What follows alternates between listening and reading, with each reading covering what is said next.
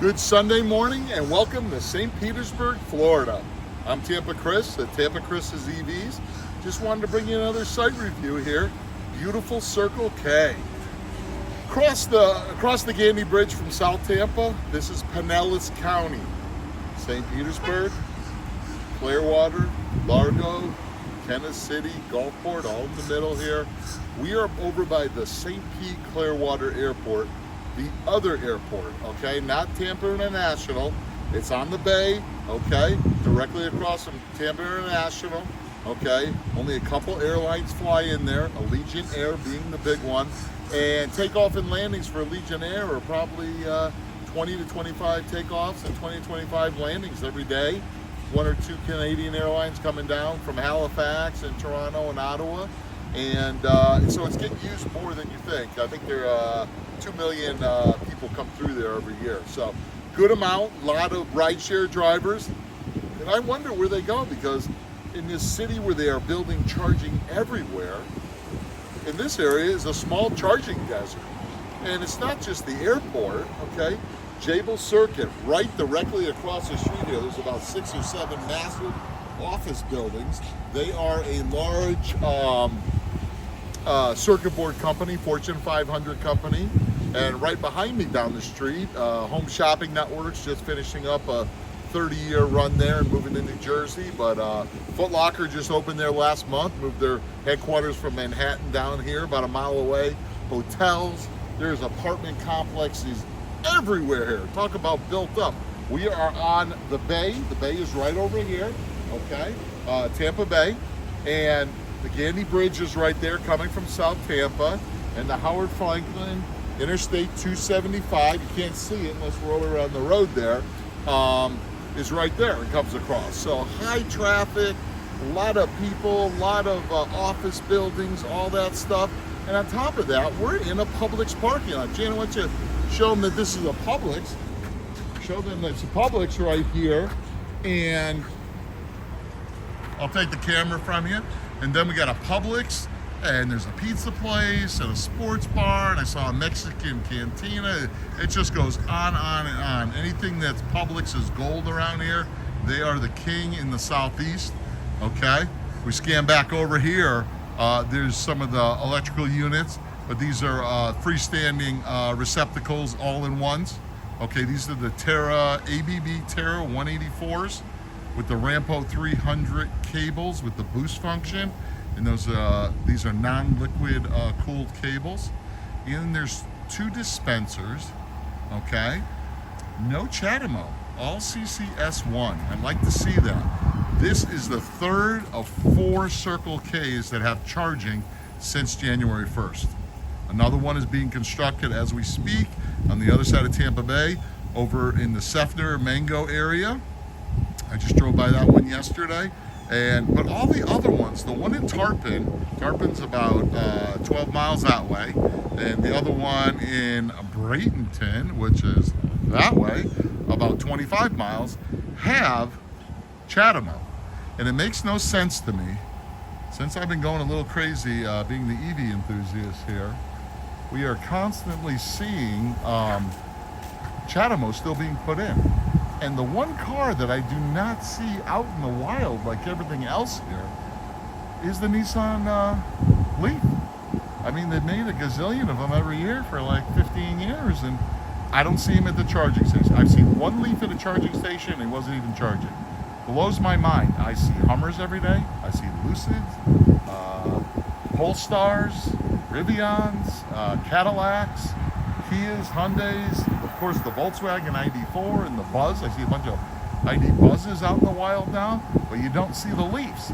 And the Leafs, you know, when you got 2 dispensers and 4 handles and cables, it's taking up 25%. It's one of the stalls.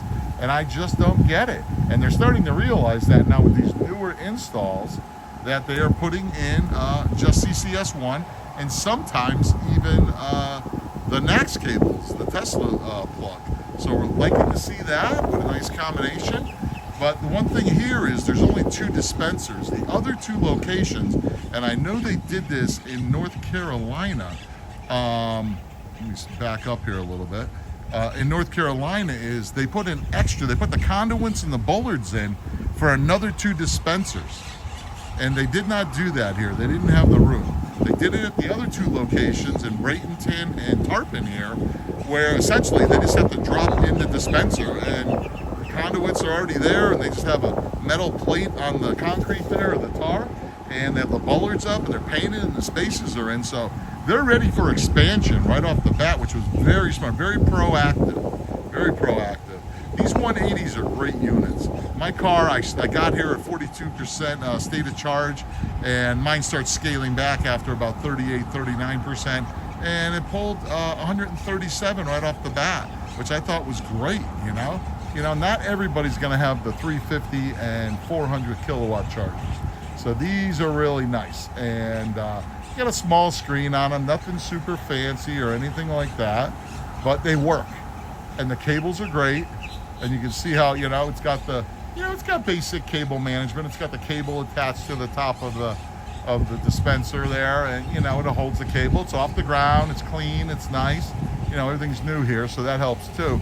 I also was talking to one of the attendants a few minutes ago in the Circle K, and he told me when they flew, one of the main reasons is because it was a little bit of a charging desert, and they knew they had an advantage to putting the dispensers in here sooner than later, and that was one of the main reasons why they did it, because where are these rideshare guys at the airports doing it? I don't know of any places. There's no EVgo, there's no Tesla here, there's no Electrify America here. I can go through all the networks, none of them are here right now. And so this is great. And he also told me that Duke Energy was here playing with the power as they installed solar panels on top of the gas canopy. I thought that was cool. You can't see them, but the attendant just told me that. So they have solar panels up there. Obviously, that's not enough juice to feed these, but it supplements it and goes back to the grid. And, they're going green here at Circle K. I like it. Really like it. Just looks like a regular Circle K with a couple of chargers. But what they've done is they've done it right for what they've done. So I'm at a high state of charge. We were here about a half hour before we filmed. It is just hot as heck right now. You have no idea how hot it is here in Florida this time of year. And it's just basically noontime, 12:15 now. And, the peak of the day here is about 3 to 3:30. And just to give you an idea, last week was the first time ever in the recorded history of the weather in Tampa Bay that it actually reached 100 degrees at the airport. So give you a little bit of idea. It's hot for us, even Floridians down here. But like I said, Publix Plaza, that's always a good thing. You're going to see Publix doing something, because Publix has like almost 700 stores in the Southeast. They are the king, and they control everything. They buy the plazas and everything. They have all this real estate, and they're not letting anybody put chargers in. This is not on their land. And you're going to see in the next 6 months to a year, they're going to have a big announcement. I see it coming. They're based out of Lakeland, Florida. They're going to be like Walmart Energy, putting the chargers in themselves. So cool stuff. Just wanted to bring you a quick review of this. We haven't done a review in a while. And it's tough because I have to decide when we go out where we're going to review, because there's just so many places. You hear me talking about Ayana and Walmart Energy. They are beginning their invasion. They are filing permits. It's been announced on other EV, the Arkansas EV enthusiast there has a nice channel. I always watch him.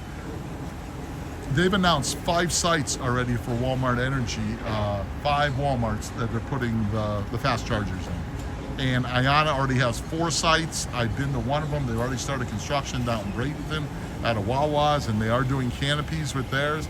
And it's just like, wow. So we're just going to keep bringing you more and more. I can't go to every Circle K, every 7-Eleven, every Ayana. It'd be a video a day at a different place. There's that many being built. But like I said, today is the Circle K day. And like I said, 2 locations already open. One north of here in Tarpon on US 19, and another one way down in Bradenton once you cross over the Sunshine Skyway Bridge. Really cool there. Lots of DC fast charging in that area. Thornton's just opened up a mile away from that with BP Pulse. So lots of stuff happening there. So as of right now, it looks like 4 is the number for Circle K. in the Tampa Bay area, with more to come. They've really been ramping things up. A lot of the companies that were talking a big game a year or two ago and then just sort of went dormant and quiet are really starting to fulfill and come through what they said. Mercedes-Benz charging network was another one. We've got 3. Guaranteed they're going to put more in. I don't see them stopping. This is a lot of cars here. And when you have a lot of cars, that's what people want to see and do. So we'll see how it goes. I'm just looking at all the cars going by. There's the Kia. This place is jamming with the cars right now for gas. So don't anybody fool you. A lot of cars are still gas and everything, but we're going to see that tipping point in the next 2 to 3 years where EVs are going to overtake all this. So I just want to give you a quick review out here. Enjoying the super hot, unbearable heat here in Florida. Everybody wants to be here in the wintertime. You don't want to be here in the summertime. But I wouldn't move for the world. 32 years, that's 32 years of my life living here. So Tampa Chris signing off. Please subscribe and like this video. We got more coming. My next video is probably going to be down the street at the Tesla Magic Dock, the only one in Florida. Florida only has 1 Magic Dock, 28 stalls, which is very big for Florida. This is not Nevada, California, Phoenix, where they're doing 60 and 80 stalls. But let me tell you something. I've been there 5 or 6 times. Every time I go there, 2/3 of it is being used out there. It's not like going to those ones out in Nevada where there's 84 stalls and there's 5 cars there. Yeah, these get heavily used. So I want to show you that. It's a pretty good experience to go look at that. And so I'm just looking at my ID4 24 Pro S, and it's almost topped off, and I'm gonna go take my wife to lunch. So Tampa Chris signing off. Have a good Sunday, everybody. Want to see you in the next video.